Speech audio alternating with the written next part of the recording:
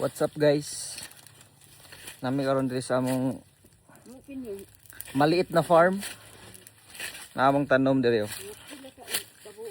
Simpidak. This is 4 years old pa ni siya, nangunod na. 2023 ni siya gitanom. Dagan niya siya gunod oh. May katang pa. Nakunod pa. Nadungog siya sa video na ako.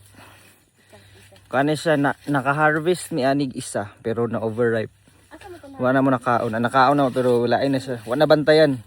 So karon amo ning bantayan by next month daw. Nanami makaon na simpidak. Kung kinsay gusto magpalit pa-reserve na mo. PM mo sa ako PM. 1,000 ang kilo. Dagan guys eh. 1,000 ang kilo daw. Asan mi kabalo kung pilang kilo ani. Basta ko ani kabok diri. Na ay 7 ka punuan ang tulo kanisa may tulo nang unod kanisa may pinaka daghan og unod. Diri gyapon tog ang kwan ma. Katong na overripe. Oh, naam gang sako. Ay diri to nga punuan na tong wala na bantayan. 500 ang seedling. So ang kilo Pagpalit na mo ani 500 ang seedling.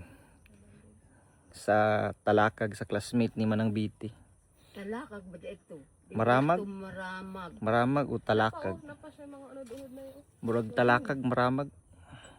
Sa plido adtong classmate man, basta taga poblasyon do. Classmate niya sa high school mangguro.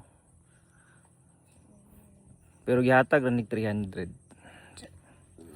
Kuan ni kapunuan diri 7. Sa dayo suot ba? Nakapambatulog ba?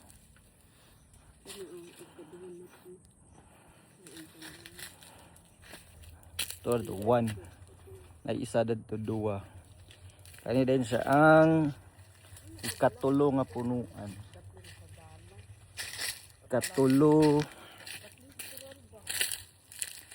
kaupat ni siya na siya'y tulo na itulo ka bukunod kaupat ang ikalima nga punuan na lukat pero buhi pa siya guys. Natumba pero buhi pa siya. Amon na siya ang patukhan. Amot na kuan siguro ni sa na kapila ni kalima. Number 6 and ang number 7. Number 7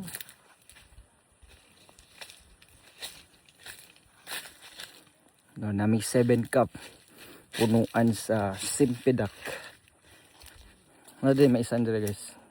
Guys.